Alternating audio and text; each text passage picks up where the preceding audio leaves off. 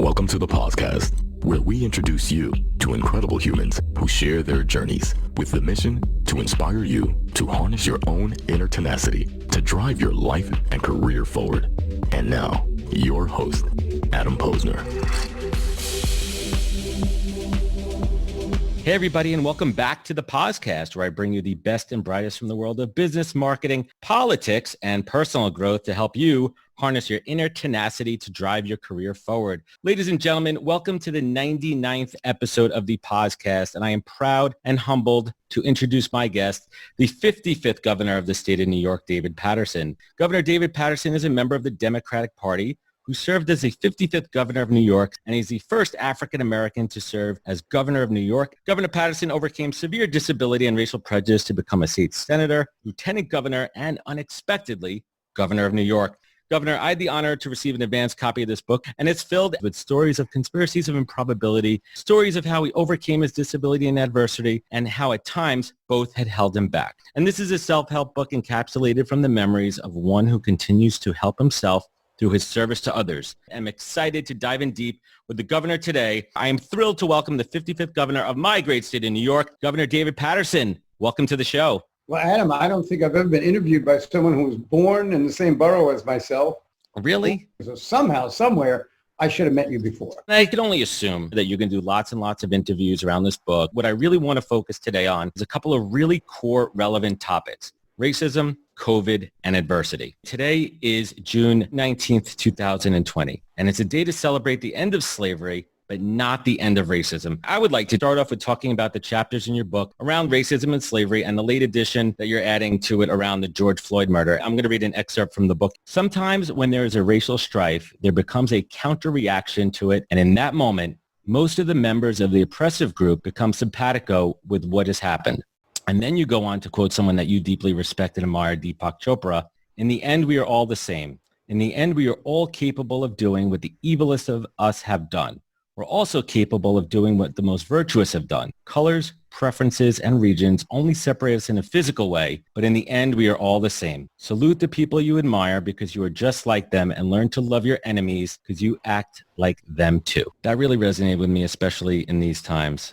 I'd love if you could unpack and talk to us a little bit about what you call the new racism. Well, the new racism, as I put it, takes no responsibility, denies the existence of racism itself, and it doesn't fathom that there is actually inequality in this country. And one very good example of it is recently President Trump refused the military's desire to change the names of 12 bases from Southern Confederates to other American heroes. Now, the Southern Confederates were never really American. They seceded from the Union. They were basically going against the United States. For some reason, after the Civil War and the seceded states being inducted back into the Union, the North respected these generals. The Civil War, by my count, Adam, was from 1861 to 1865. We fought all of World War II, and I don't think we put the names of 12 generals on any bases. But for some reason, there was this accession that the North made to the South. They always accepted the Southern story of how Memorial Day began, when it was actually African Americans who started Memorial Day in 1865. All throughout our history as Americans, we never seem to take responsibility for our faults. We are a great nation. Everyone always says we, but when we start talking about racism, it's not we. I don't know anything about those people. I didn't do it. I don't even know if it was members of my family that did it. Yes, they are. And that's the beginning of the problem, the failure to acknowledge responsibility. In South Africa, within 2 years of Nelson Mandela becoming president, they had the famous hearings where they had re-engagement of the South Africans with each other, where the whites talked about the way they thought the world should have been until apartheid was disrupted. And the blacks let the whites know how deeply and negatively the apartheid conditions affected them and their families. South Africa has gone far beyond their apartheid state in just 30 years, while the United States continues to languish because we don't recognize what we did to black people the way the Germans have gone out of their way to separate themselves from the treatment, the Holocaust in World War II.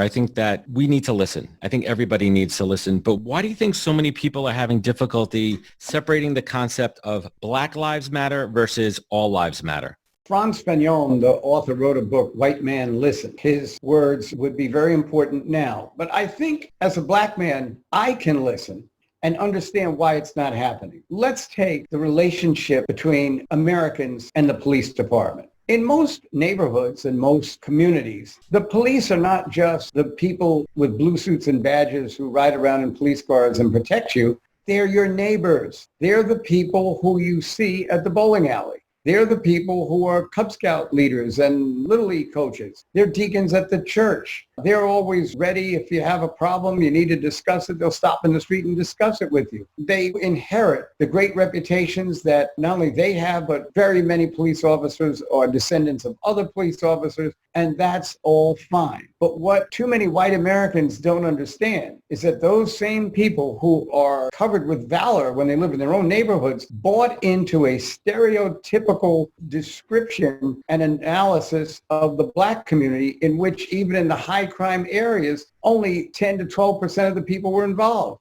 So meanwhile, they're alienating 88 to 90% of the citizens there by stopping them, by yelling at them, by mistreating them, by never speaking to them. Even when the person asks the officer for assistance, there's no response. Naming the police precincts Fort Apache of the Bronx, as they did in the 44th precinct in the Bronx years ago, acting as if they are going to preside over slaves or captured Indians or prisoners of war when they are actually other Americans who happen to be Black who live in a neighborhood different than yours. And then when they get the negative reaction that they get from the Black public, accuse them of lawlessness and being un-American and being radicals. What is so radical about fighting back when you haven't been treated right by one of the agencies of your own country? Exactly. And enough is enough. And I think that's what everyone needs to understand. This isn't just one murder. This isn't just George Floyd. It's not about George Floyd. It's been what's happening for centuries in this country here. And enough is enough. And I think that is what a lot of white people don't understand. We have to come to a common ground. Do you think this is going to be the impetus for real change, or are we just stuck in this vicious cycle? Well, I'm conducting this interview right now from 115th Street and Frederick Douglass Boulevard, which used to be 8th Avenue. About 56 years ago, it was around this time of year, the epicenter of one of the major riots that occurred for 6 days. The riots were so bad that Dr. Martin Luther King eschewed the opportunity to come in and try to stop them. It happened when a 15-year-old boy by the name of James Powell opened up a fire hydrant. When the policeman pulled his gun, Powell ran away and the policeman shot him in the back. When he went over to see if Powell had survived, he kicked the body and rolled it over to see whether or not Powell was still alive, and that ignited one of the worst riots in American history. So I have seen this type of unrest on television, not in person, but I would say there's something different about this situation, the 8 minutes and 46-second knee on the neck of George Floyd. And that is the diversity of the protesters. Asians, along with Blacks, Hispanics and whites, young people, older people, people who actually say that they're conservative, have come out and protested. Sooner or later, you hope that there would be an incident where finally society as a whole said enough. The Eric Garner strangling by Danny Pantaleo, a police officer who had several misconduct violations, and the department did nothing about it, and neither did the grand jury, but was finally fired for the police department. That should have been the incident back in 2014. Right. It wasn't. So what I'm saying is I feel, as Joan Baez and Bob Dylan would say, something blowing in the wind.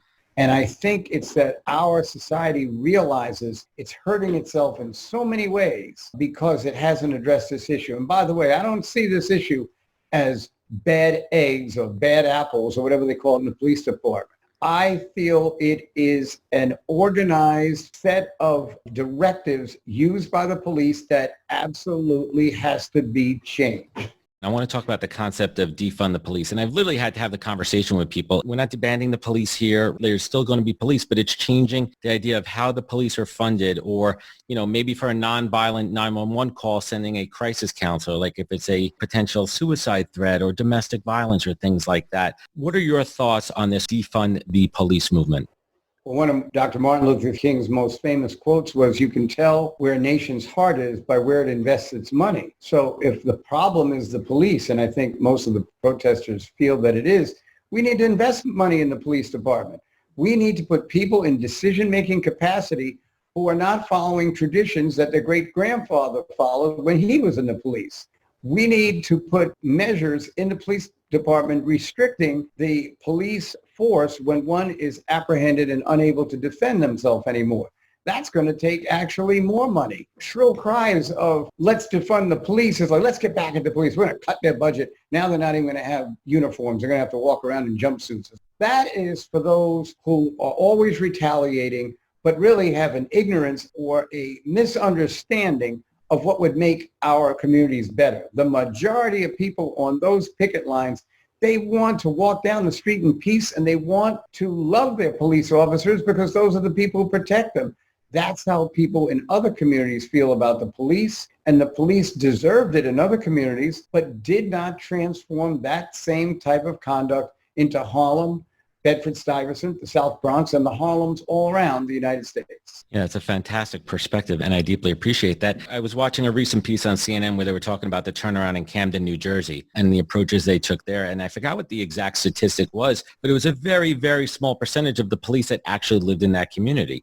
They had no sense of who the people really were, and that's what drew the Great Divide. Let's talk about New York City. I see police being vilified. I see outright blatant attacks on police. How is this going to come to an end? Well, this is where I have a lot of sympathy for the police officers themselves. They are just following the policies. They are just working in a system that they were used to, and maybe their uncle or father were used to, or big brother from years ago. To vent your anger at the watchdog outside when your problem is with the owner of the house is really not getting us anywhere. And all Right. is having workers attack other workers, which is not what we need. What we need is strong leadership from the executive level. So when the New York Police Department very recently got rid of their community policing, where the cops ran around in plain clothes and started arresting people, when you start grabbing people in the community and you're in plain clothes, they don't think you're the police. They think you're the muggers, or they think you're the mob. Civilians got hurt because the system of policing failed. Just very recently, there was a vendor. He was barbecuing food and he was selling it, and he obviously didn't have a license. And I happened to be buying some of the food when the police came up to talk to him. The officer said to him, "Sir, you need a permit to be a vendor here. So we have the forms with us. If you fill them out, we'll hand them in for you, and we'll let you stay today, but you can't come back until you get your license." And that should take about a week. He tried to give the police free food after that. There is a way to police communities without having antagonism. You have very high regard for your successor, Governor Andrew Cuomo, his response and action to COVID. In the chapter, Presidential Affairs, you quote Governor Cuomo, "The best that can be said of any public servant is that they are willing to learn and grow. And we are seeing this right before our eyes in the most difficult times." You're probably the only person I could ask this question to. Still have the same opinion of our current governor, and how would you have handled it differently? The COVID crisis? Correct. I wish I could have matched his record, because when he went on television, he didn't just talk about how many deaths there were and keep your mask on. He got into the personal aspect of having to stay in the home, of having to explain this to small children. He used examples from his Italian family and what his grandfather said, and he translated that into English. And you had the feeling after a while you're just sitting talking to a friend who's helping you get through this crisis. I told Vanity Fair in an interview they should take Dr. Phil off and let Andrew talk for an hour every day. He's more interesting than Dr. Phil anytime. I think that he was very strong on the issue of how New York has gotten through this crisis, where other states are starting to see increases in the infections. I think he has addressed the issue of COVID and the protests. He's saying, listen, I don't have a problem with the protests, but can't you do a Zoom protest, because you're just going to infect each other? But unfortunately, if there's one thing that I'd say the left and the right proved during COVID virus, is neither has any regard for authoritarian demand when it comes to wearing masks. Personally, I think he did a great job of showing what leadership should look like from a communication standpoint. I mean, listen, there were mistakes made, as you said in the post the other day about his response to the nursing homes, but that's a difficult situation for anybody to be in, to have to make that call. Would you have made the same call? Look, it was so difficult that I didn't understand it when I was even talking about it, because I was fortunate enough that I didn't have a pandemic when I was governor. I never read the section of the health law that said that the nursing homes cannot admit a patient that they don't think they can treat or could be a harm to others. So I don't know how they wound up doing that, but I realized that it wasn't the governor who was the final word on that. It was the law, and apparently they didn't follow it. But what I would say generally is that there's so many issues that come up. And I think, quite frankly, Governor Cuomo has now been identified as a potential presidential candidate in 2004, whether he thinks so or not. I think that people around him would recognize that that's the case. And since it is, they had been looking to get him on something, because President Trump and Mayor de Blasio, who are both appearing every day, were just making one gaffe after the other. The governor just seemed to cruise through them. And whenever you are considered to be the one who's getting it right when everyone else is wrong, you become a target. So moving on to what I think is one of the core themes of this book is overcoming adversity. It's something that you, since the day you were born, and you recognize that something wasn't right with your vision. I'd love to talk about, you have reached the highest of career success despite all these disabilities and racial prejudices. Let's talk about how blindness has held you back. I think from communication. You go to the library, you get a book, you do research. When I went to the library, when I was fortunate, someone would go with me. A two-person job of trying to research takes 3 or 4 times longer than a one-person job. That was a problem. When I was younger, I couldn't read the newspapers. I just felt that I was isolated from information. I grew up listening to radio, and I wound up doing a radio program later in life because it was the only way I could get information at that particular time. My mother and father could not have tried harder. There were school officials that tried hard, but the biggest mistake that was made in my education is I should have learned Braille.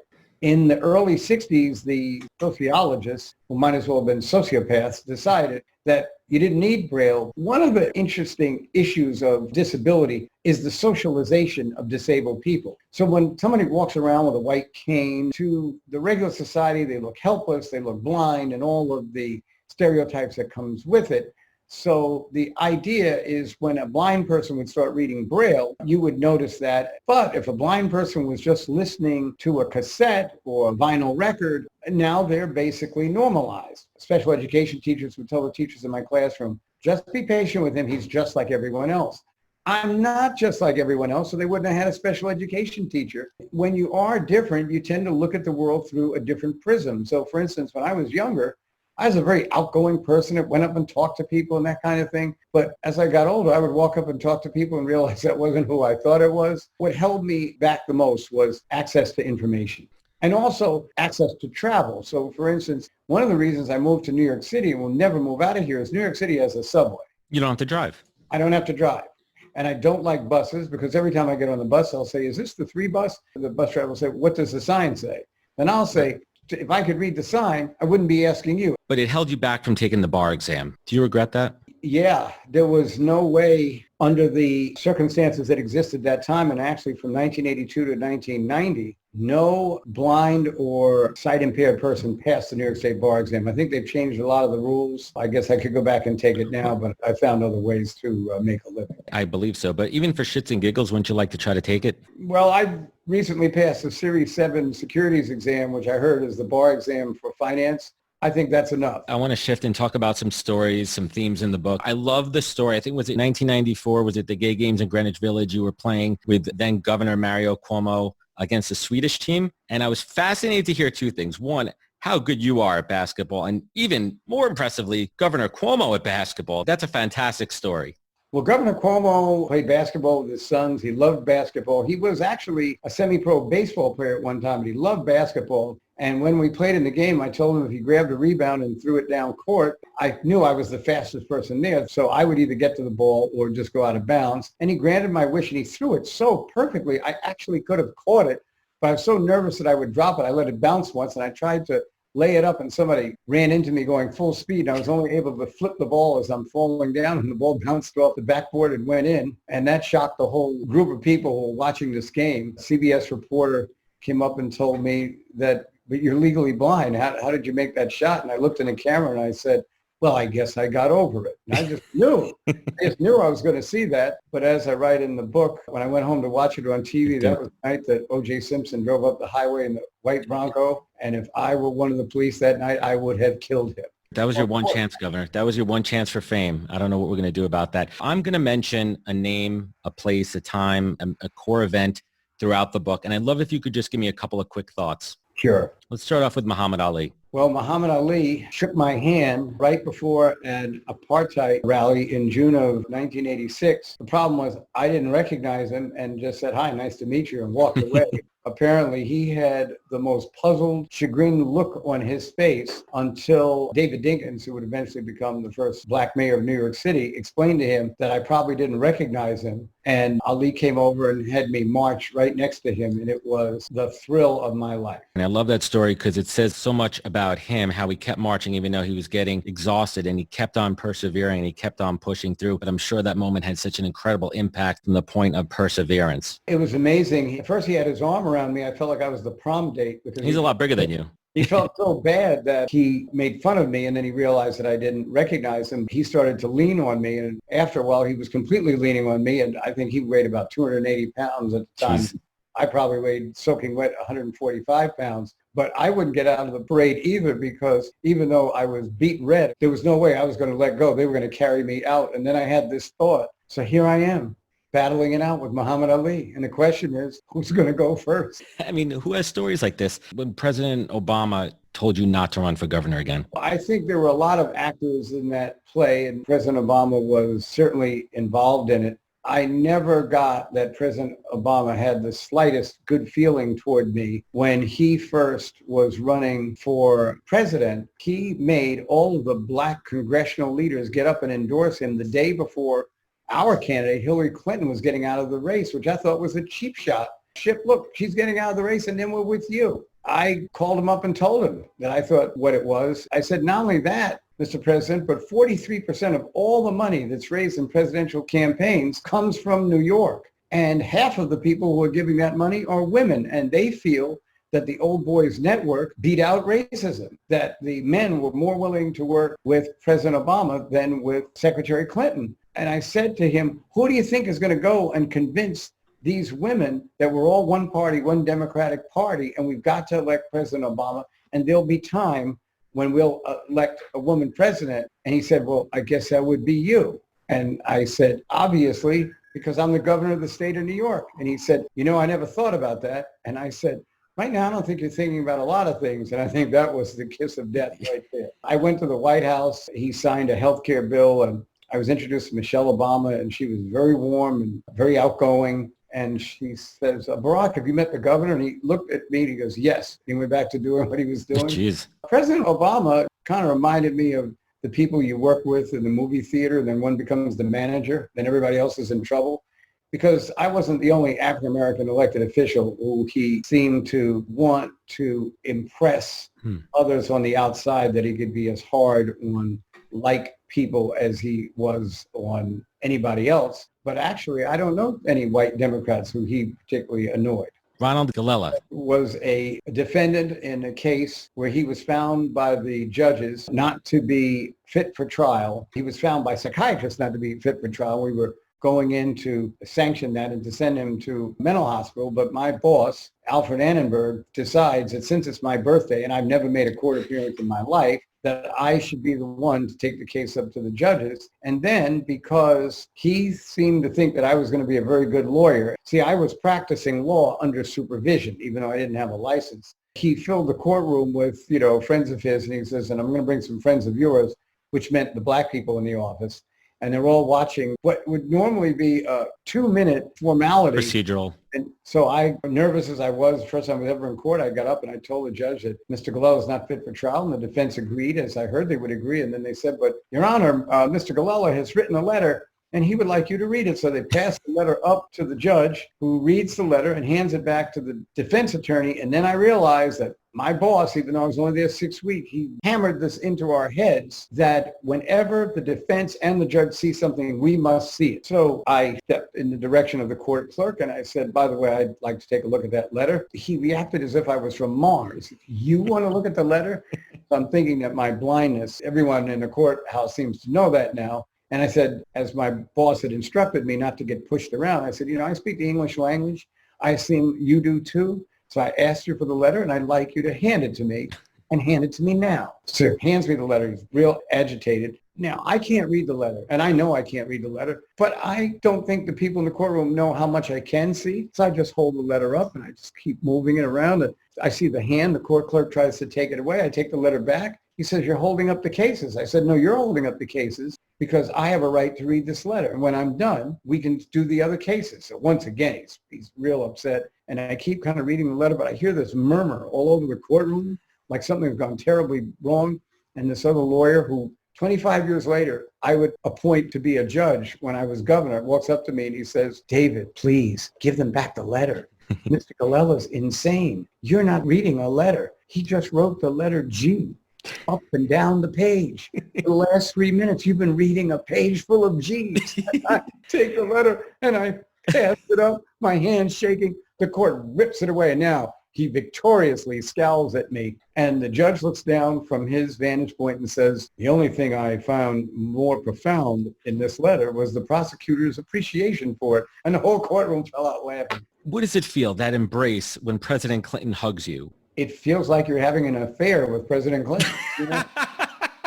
He has such warmth and sincerity. And I know that, a lot of things he says are questioned and that kind of thing. But he really, as a human being, has compassion for other human beings. We all make mistakes. We all have our ups and downs. But it comes across. And I think what's so interesting is that the legend is he has this effect on women, but he also has it on men. I remember that my chief of staff and I went to his office to get some suggestions from him on what I should do when I left office. And when we left, we're sitting there having a drink, and my former chief of staff, Charles O'Byrne, said to me, when you have a meeting with Bill Clinton, you need to relax about an hour and a half before you think of what he actually said, because everything that he says sounds right. Towards the end of the book, you talk about that you're about to go on air during the Newtown school shooting. How did that resonate with you? It was historic, and I knew it was going to be historic. My show started at 4 p.m., and I went on at 2 p.m., I went on early. We decided to go live. They, at the time, were reporting that 2 people had been killed and 2 wounded. But from the reaction of law enforcement and the failure to disclose information for 2 or 3 hours, I said to the audience, my fear, and trust me, I think this is right, is that there are far more injuries and deaths in that school.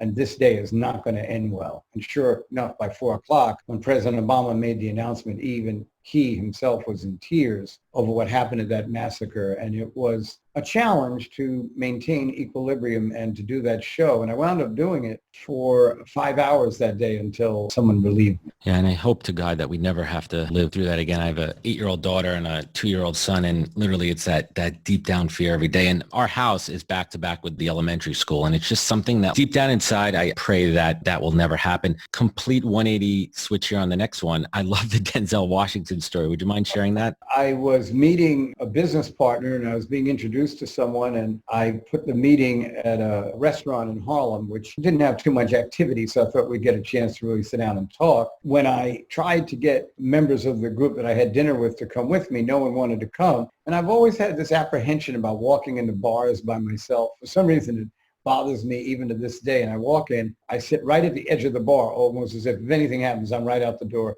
Guy comes in, he throws his arms out. He says, how are you doing? I said, I'm fine. He says, what are you doing these days? And I said, I'm consulting. And I'm thinking, now there will be a pitch here either for a job or a recommendation. And then he offers to buy me a drink. So I said, well, you know what? He buys me a drink. I guess I'll listen, sit around. We're just chatting about different things. Very friendly. And in comes my business partner, who was a woman who I always thought was quite disaffected. I never knew too much about her. I didn't know whether she was married or single. She comes up and she says hello to me. She introduces me to the gentleman whose hand I shake. And then she's staring at my companion at the bar. And she walks up to him and she says, good evening. I'm Jung Yoon.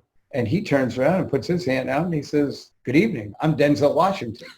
And I'm like, I can't believe this.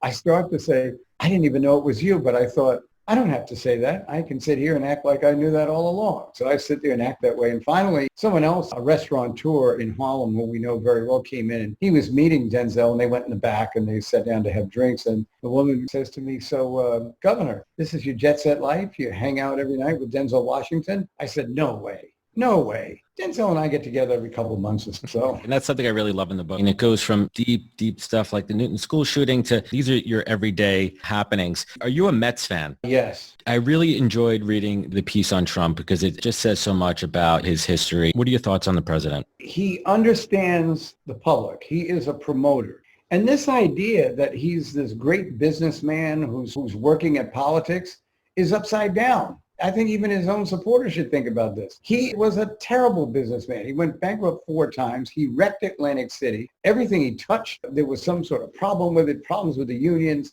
buildings taking 10 years longer to build than they should have, him asking government to dig with government money entrances from their buildings into his, which is preposterous. But in politics, he's a genius. How do you basically defame John McCain and do it in a way that you get away with it and it builds your base? Unbelievable. How do you talk about both people in the march in Charlottesville were good people when clearly the Ku Klux Klan was out to eradicate the upward mobility of Jews and African Americans? He reads situations. He appeals to the id, not to the superego. So he's not trying to make sense at these debates. When he said angry woman at Hillary Clinton, he's angry all the time. But a man's allowed to be angry in our society, and a lot of people feel strange when a woman shows anger. The nicknames. I heard Marco Rubio interviewed somewhere, and he said something that was kind of ridiculous the other night. My first thought was, little Marco. He makes it stick. And that is the art of politics. How could someone who says the things he's said be elected once, and I feel is the odds-on candidate to be reelected again? That is a great politician. Now, he might not get into heaven, or if he does, I think I'd probably rather go to the other place.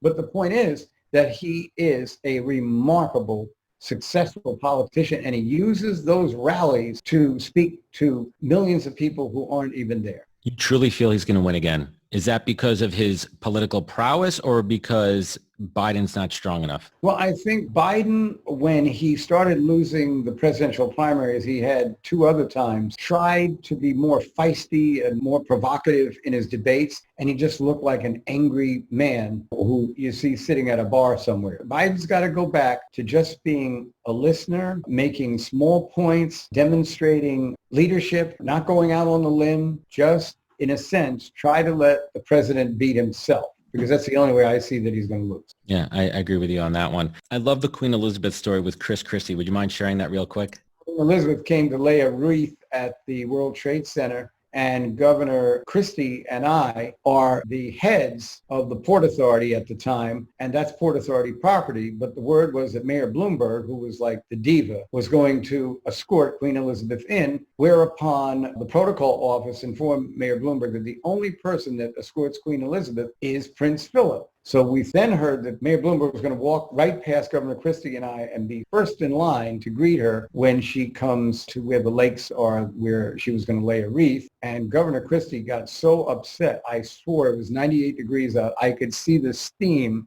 coming out of his ears. And he walked up and he says, "Did you hear what he's going to do?" And I said, he always does stuff like that. He goes, "Well, not this time." He says, "If he tries to pass you, I want you to trip him." I said, "Okay." And he said, "And I'll sit on him." It's a true story. And as the years have gone by, considering Mayor Bloomberg's presidential performance, maybe it would have worked out better had he tried to pass me.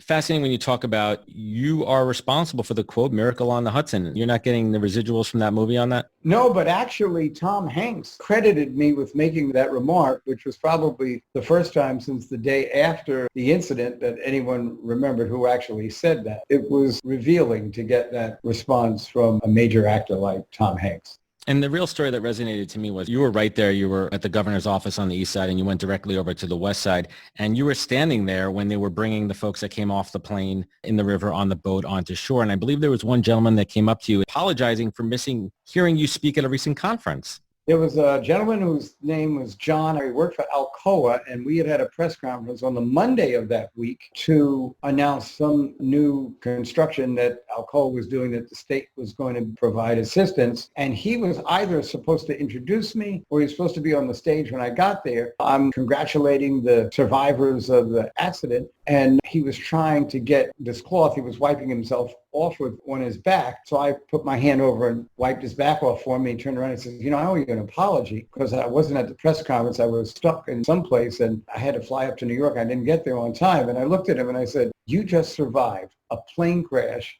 in the Hudson River that is going to be historic that any of you survived. And all you can think of is apologizing to me because you were late for a meeting. He said, well, as soon as I saw you, it was the first thing that came to my mind. Years later, and I don't even know what the incident was, Adam, but I had a conference with some of the heads of Alcoa. I guess I was consulting for someone and they wanted Alcoa to do something for them. And I told them the story and they said, yeah, that's John. He's always about the work. You had an opportunity to meet the Pope. What did you say to the Pope? Pope spoke German, so I just said hello and hoped he understood the English. It was a very cold day. This is the Pope that preceded Pope Francis, who we have now. He then came to Yankee Stadium. I saw him there as well, speaking to a number of Americans. And it's always great to have a visit from the Pope. It's got to be. From your time when you were governor, is there one defining moment that stood out to you? We had a number of crises, but I thought that my decision to go on television and speak to New Yorkers, just myself, not a press conference, which my staff totally told me wouldn't work. And 86% of the networks let me go on. And I issued that warning, a warning not only to New York State, but to the whole country that we were about to experience a recession that would rival the Great Depression. I did that on July 31st of 2008. It set me up for some big criticism and some bad editorials. But then 6 weeks later, when the country turned around, I had sort of like that 15 minutes of fame where you're the one who called it, and therefore everything you say people listen to.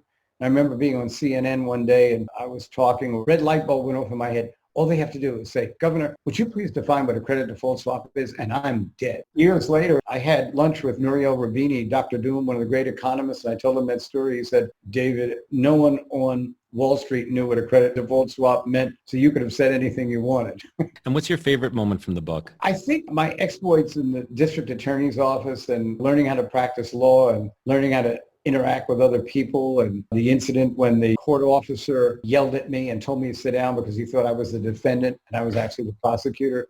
And then my boss basically told him off, and he wanted to kill me and my boss. And my boss was a real wild-eyed conservative, but when he saw the way that court officer treated me, there was no civil rights activist that could have gotten on that guy even more than he did, and it made me proud to work for him. Yeah, that's loyalty right there. And I adore your love story with your wife, Mary, and your relationship with her son, Anthony. And I've been married just past our 10-year anniversary. I have 2 little kids. What advice would you give me, Governor, for a long-lasting, successful marriage? Well, this is my second marriage. The first one was practice. 100 days, Mary and I staying in the same place with Anthony, and that's all worked out very well. But I think that the communication sometimes on issues that you kind of overlook, but they keep coming up, that at some point you've got to talk about them. And a therapist spoke to Mary and me, suggested that you take a few minutes, half hour, 45 minutes every week, and you just talk to each other about a couple of things. And it's supposed to be a safety zone. It cannot create a fight. It's just to express points of view. And then after that, you go on and finish the day. And so far, it's worked. Governor, what does the word authentic mean to you? I think it means real. I think you're getting the absolute truth from someone. And it's not that people lie. It's just that their insecurities make it impossible sometimes for them to really open up and to really express how they actually feel about things. And I think that's one of the nuances of this period of racial interaction based on some racial mistreatment is that people who in the past didn't want to reveal true feelings are actually revealing them. So I think a number of white people may have come to the conclusion that they're blacks who use racism as a crutch every time they don't get a job, every time this, that. It actually does happen. It's real. It actually does happen. But now you've had a black president, you've had 3 black governors of state in the past 20 years, and you have successful people. The chief of staff to the Air Force is now an African American. You can't say that. But on the other hand, a lot of black people have held back the resistance to tell their bosses how they feel about how work is done in the office and how they never really have a chance for promotion because they never really have any chance to be in any decision-making capacities. And that's also the truth. What is the single greatest piece of advice that you have ever received that you take action on every single day? I was in a campaign, and it was a real difficult campaign, and I was, getting a lot of strife. And another elected official named Fernando Ferrer, I said, what is the one piece of advice you could give me?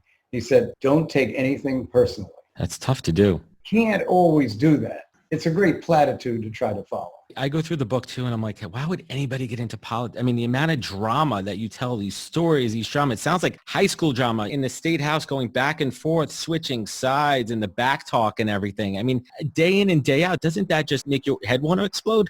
Oh, there is certainly, for those who are currently in high school, there's a lot you can learn because it's going to repeat itself 40 years later. These are adults we're talking about. I mean, I remember I gave some extra money to a woman who wanted to keep an employee on staff, but the employee was terminally ill. So I gave her some extra money to hire someone else to help out. Well, somebody else found out she got the extra money and came in and demanded the same amount of money. And I said, I can't give it to you. And she said, well, why did you give it to her? And I said, I can't tell you. And she said, well, why can't you tell me? I said, because I can't. It would be immoral. Well, you're going to pay for this. I said, then I'll pay for it, but it'll still be immoral. And the fact that you're not accepting or respecting what I'm telling you is also immoral. And I'll make sure you pay for that. It's pettiness at a certain point. We don't grow out of it, sadly. Governor, what would you say is your superpower?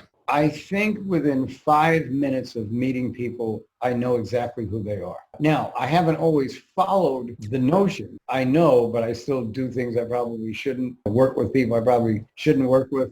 But I think I get a sense of who people are very quickly. There's some people, they're psychic in the sense that they can tell you something before it's going to happen. I can't do that, but I think I can tell what people have been through before they met me. That's strong. That's absolutely strong. The last 100 days, we've all been going through a lot. It's been the great equalizer, and there's been some tremendous silver linings that we're all experiencing.